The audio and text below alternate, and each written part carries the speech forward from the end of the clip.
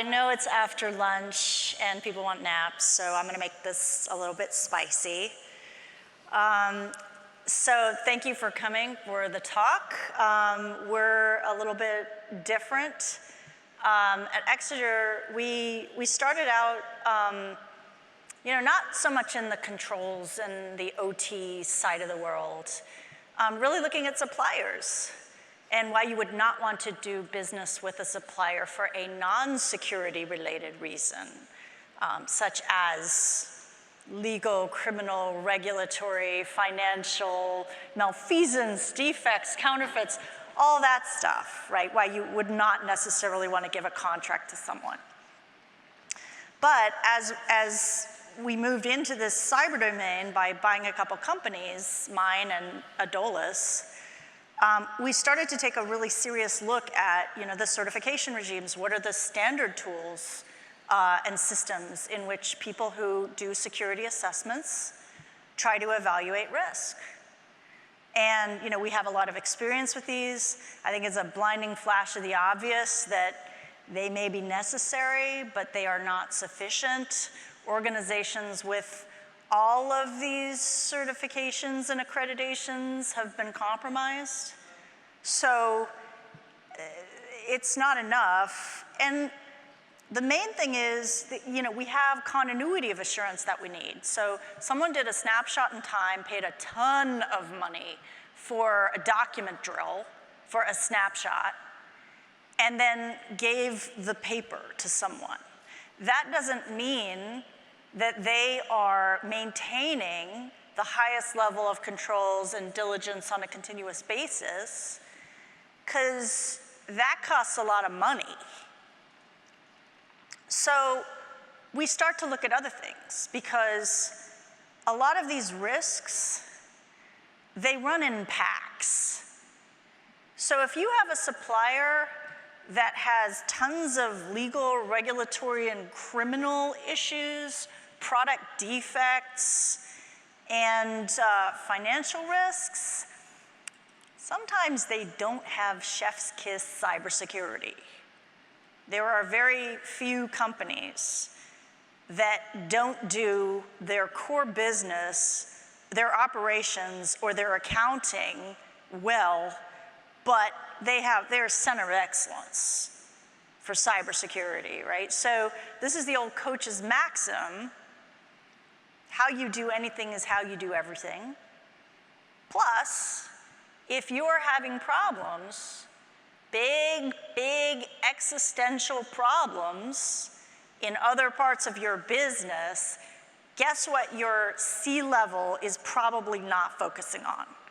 And I can't see anyone in the audience, but I'm willing to bet if I asked for hands raised, there would be people who previously in their careers had been told, yeah, I know you're saying we've got to manage risk X, but we're dealing with fire Y right now, right? And this actually resolves to all kinds of data that we can see in these third-party risk reports, because companies have financials, they have layoffs, they have product defects, they have recalls, they have OSHA violations, they have all of these things that don't show up in their security accreditation, and that are all reflective of a few things: their culture, their attention to detail, and the focus funnel.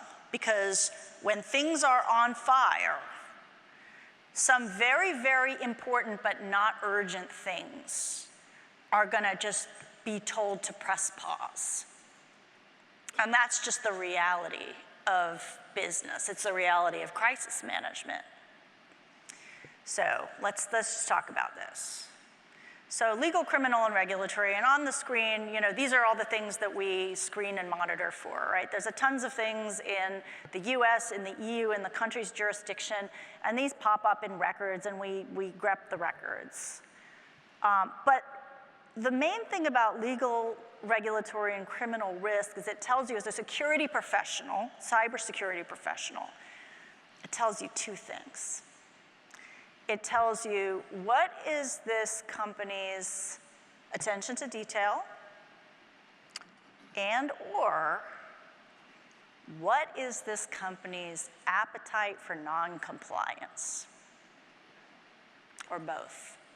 Because sometimes, look, the regulatory landscape is changing, there's tons of mandates, sometimes just the company, not bad people, they're just not dotting every I and crossing every T. Maybe they're not staffed for it. That's attention to detail, whether that's a question of your culture or a question of your capacity. You're just not paying attention to the details. But you know what? There's a lot of details in cyber risk as well. And if you're not paying attention to the details of your regulatory requirements in one area, you may not be paying attention to them in the other, or you might have a hella appetite for non-compliance. You might be signing all kinds of documents that say what you're doing and the measures you're taking and all the stuff that you have to protect your customer, but not so much. And if you're willing to do that in other areas like your insurance, your disaster response, your quality control, you honestly expect the customer to believe that, like, no, but when it comes to cyber, you know, Scott's honor, we got you. No. Financial risk, revenue bias. It's not making money, not saving money. We've all heard it. We got some cuts, we got some deferrals. I don't want to cap that out now. Also, VC-backed companies have runway. And when the runway starts getting a little short and the round is not closing the way they want it to, guess what's going to get pushed to the right? Right? We've all seen it, we've all lived it. The main thing here is that we can measure this. These are metrics, we collect this. It's an intelligence problem, we do this, we've got this. Hiring, freezes, layoffs, even at conferences like this, right? We hear, so the companies that are laying off, the things that are not making money or saving money, right? Security is a cost center. So if you see signs of financial stress, which come up on a TPRM report, ask some questions as a security professional. And this is the economic problem. And anyone who emails me, I just published a paper about this in a peer-reviewed journal about the microeconomics of cybersecurity, because it's not a technical problem. It's an economic problem. It's a business problem. And I start that paper off with two quotes. One is Albert Einstein: we cannot solve problems using the same thinking that created them. And the other is Dr. Seuss, The Cat in the Hat. This mess is so big and so wide and so tall, we can't pick it up. There is no way at all. And these are the facts on the ground in a lot of companies and other institutions that are so barnacled with technical debt. Now on this graph, which is in the paper, you have, there's lines that cross, right? Willingness to pay for software maintenance or updates, all of the good preventative health measures kind of goes down on the system over time. Cost of doing so goes up. In a high security, attentive organization, those lines actually cross.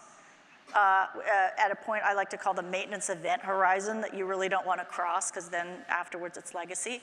But in organizations that actually aren't willing to spend, they start out at a level of willingness that's below the necessary level, and it just goes down from there. So this is what we see. So, in the adage of the Pentagon, right, personnel is policy, all the controls that you want to see, that you look at, they resolve to job titles, right? So systems administration, system security, whatever those titles are, they're all on LinkedIn, by the way, which is an open source platform that you can, gather information, you can do it yourself, you can pay for reports that do it. But there's some really quantitative questions, which is, how many cyber or infosec titles are there? And what's the tenure and turnover, right? How many months has the CISO been on the job? This is measurable. And the layoffs tell a story. And if there's a sudden spike in recs for security, that can also tell a story. Glassdoor, oh my God. There's a score associated with Glassdoor, but then there's like the prose and the verbiage where, you know, you could just kick back with a glass of wine and read what's on Glassdoor. It's very illuminating for a security professional. And then some of the work that we're doing is really in the econometrics of this, right? So and again, we're sampling from mostly the defense industrial base because it's largely the Defense Department that's interested in metrics like this at the moment. So if you have X times 100 employees in a DIB, that roughly translates into Y full-time cybersecurity professionals. So if you need 3 or 4 of those to maintain compliance, the question is that $400,000 being spent? Right? Mix of senior and junior. And there's indicators in the financials that you can use to determine whether that is plausible or not. So product risk. I'm going to talk about a company called Universal Stainless.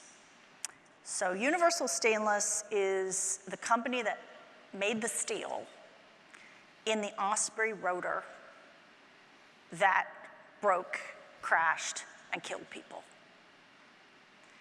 And you look at recalls, product defects. This company had an incredible number of problems that I'm going to go into a little bit of detail now. And there's a lot of open source, right, that we grep, we monitor. One of the open source outlets that I happen to love right now is Hunterbrook. So Hunterbrook has a bias. It is a news outlet that is connected with an investment fund, and they uncover things. So their bias is we're going to dig things up. But they also know that if they do anything that looks like pump and dump, they could be sued or charged. So they tend to make crisp statements that are not vague, and they are fastidious, which is not something that you can always say about financial analysts or journalists. So in the report on Universal Stainless that Hunterbrook did, they go into some detail. So there was lawsuits galore. One lawsuit was a harassment lawsuit. The employee who brought the lawsuit said that when they tried to report harassment, they were told by HR to keep your head down and your mouth shut. Their Glassdoor rating was 2.3. Which is 32% below the manufacturing industry average and a lot lower than comparable aerospace and metals producers. And it's even lower on Indeed. So reviewers say poor quality control, safety standards, bad mental health outcomes. And over the last decade, Universal Stainless was also 4 more times likely to receive an OSHA violation notice than the average rate among its competitors in the aerospace metals industry. And their latest annual report revealed a series of material weaknesses in internal controls.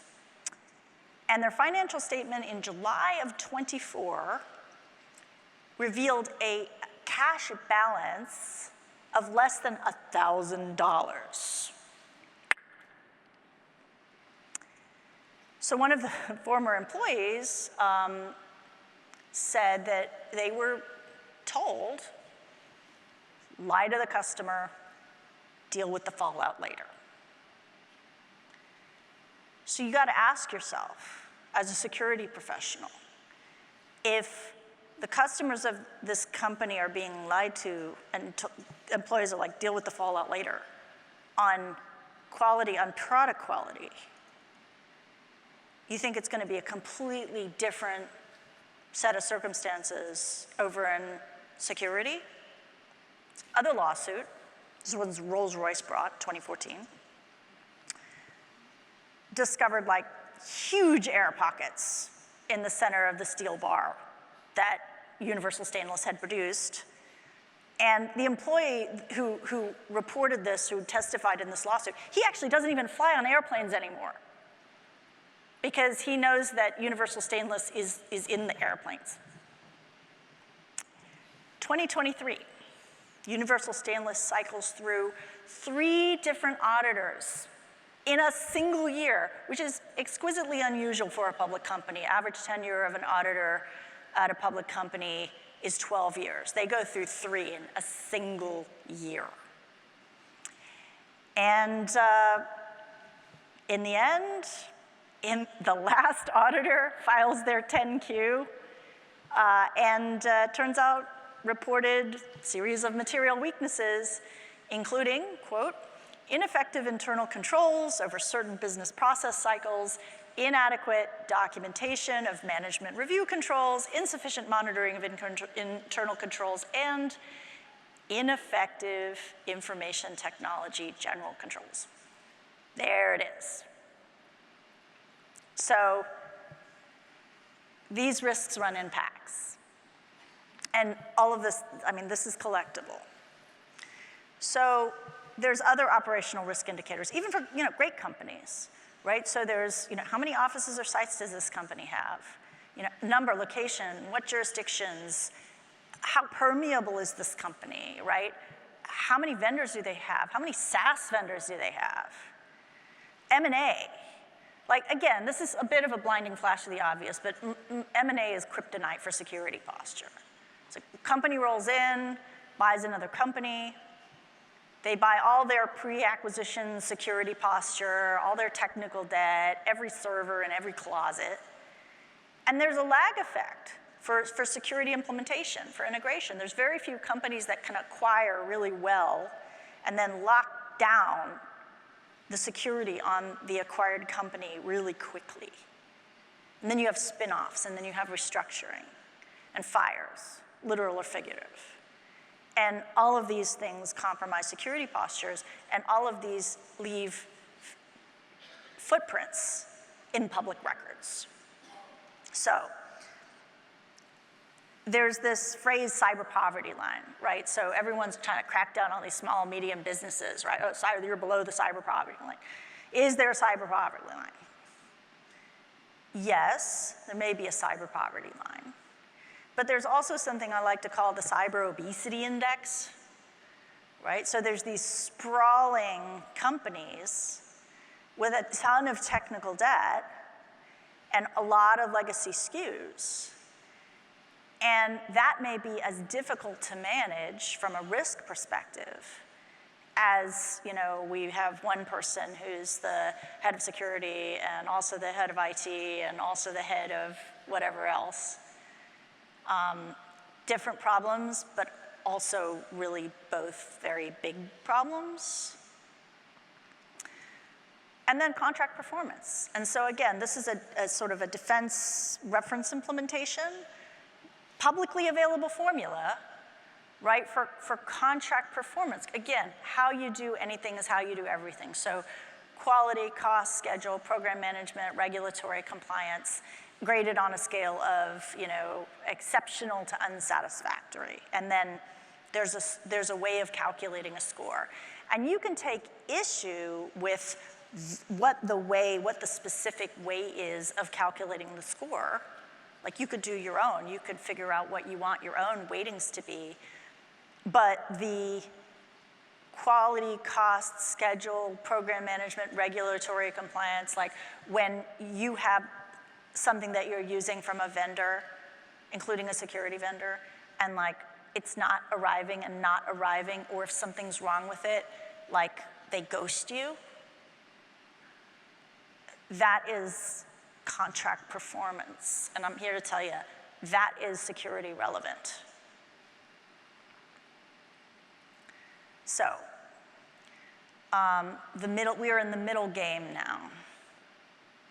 And there's a bunch of regulatory and research measures being taken. There's a bunch of new standards, yay, to try to set some kind of new floor.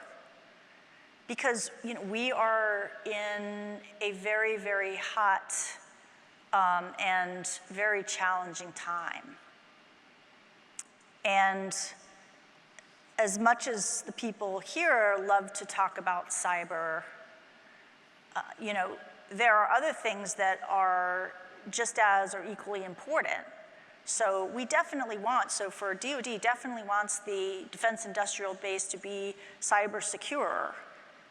But you know what? We also need our defense industrial base to be available,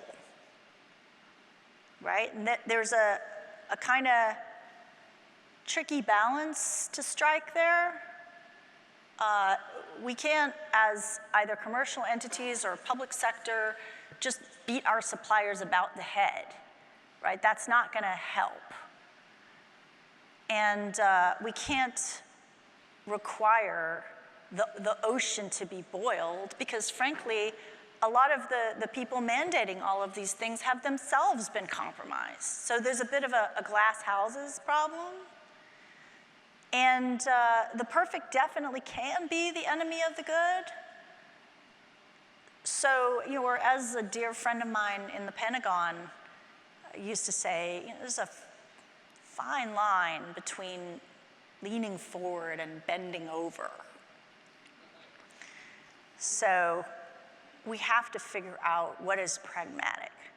So for instance, cyber poverty line. Okay, so we want to, so CMMC is coming, it's already happening. There's some basic bar that organizations have to meet. For the cyber obesity index, we have things like the product assurance playbook that Exeger runs, where you're not going to assure every single product from a giant, sprawling, global corporation. That's just not practical. But you don't need to, because what are the products that you're actually buying? So if we neck down, well, what do we need to make sure is safe and sanitized? Well, it's not the whole product catalog of that company and all their counterparties. It's not that giant, sprawling spider graph. We don't have to lock that stuff down. We just need the paths that lead to us. So we'll take specific products and say, okay, well, what are all the widgets and all the libraries and all the DLLs that go into this product? And see how we manage that and work with suppliers like Schneider that are willing to actually do that, because they don't have to boil their own ocean in the next 5 minutes. So we have to be pragmatic. And we have to measure things like operational resilience and robustness and recovery time and safety culture. And as Dale said, the consequence. Because that's ultimately what matters. That's why we have terms like program protection. So this is a big intelligence problem. And huge organizations are funding multi-year efforts to solve this on a research level. All the quants, we're shoving data at it, everybody's analyzing it. There's a lot of research effort that most commercial entities can't afford to invest, kind of going into how do we really get a bead on this problem. So this is something that an energy asset owner can watch, draft off, cheat off. But in the meantime, because we all need to understand what we could do today, and very much taking the spirit of what Dale said this morning, right? What can you do today? What's not going to cost the earth? And if I could recommend one thing in that spirit, if you're a security risk assessor at a company that has vendor management, go down the hall, talk to Donna in procurement. Get the report she pulled on that vendor when they did onboarding. And there's a bunch of companies that sell these reports, us and a bunch of others, or sometimes people do it themselves. Because they have to meet certain requirements, and they don't want to buy something from a company that's going to be out of business next year, or has, sanctioned entities on its board, right? Especially if it does business with the federal government. So there's some basics. There's some information. You probably already have this information. It's just not in your tentacle of the corporation. So go down the hall to procurement, pull that information. As a security risk assessor, ask yourself if there are red flags, if there's medium and high scores on certain things, regulatory compliance, there's some lawsuits going on, there's some financial issues, there's some product recalls, there's some OSHA. Ask yourself as a cybersecurity assessor whether you really want to take those certifications and attestations at face value, or do you want to ask a few more questions because it's security relevant? Track the lists, who's on them, who's using products from the companies on them. And because you don't have a magic wand, or in many cases a lot of contractual wherewithal for stuff that's bought years ago, capped out over a long period of time, figure out if it's possible to use carrots or sticks or sticklets to shape the environment, to signal the market. Because you can't mandate, perfection, but you can say that these things are going to be in our evaluation matrix. And the minute the supplier knows that something's in the evaluation matrix, if they want to sell stuff, they know that's going to go to their score if you're running a real process. And they want every point they can get. So you can signal to the market, we're willing to actually give credit to the companies that are doing the right things, that are running the right way, and that basically have their house in order. We will reward that. We will give preferential selection and possibly even preferential pricing to people who have their house in order. And that's an economic signal. It's a demand signal to the marketplace. And we may not renew, or we may gate renewal or follow-on procurement based on a series of metrics which are security and non-security related until we get some improvement in those areas. And not every company is big enough to exert leverage in that way, but a lot of people are. So that is my journey of discovery in non-security metrics for security assessment. Thank you very much. Feel free to reach out to me, and I'm glad to mail everybody a free cybersecurity paper in return. Thank you very much.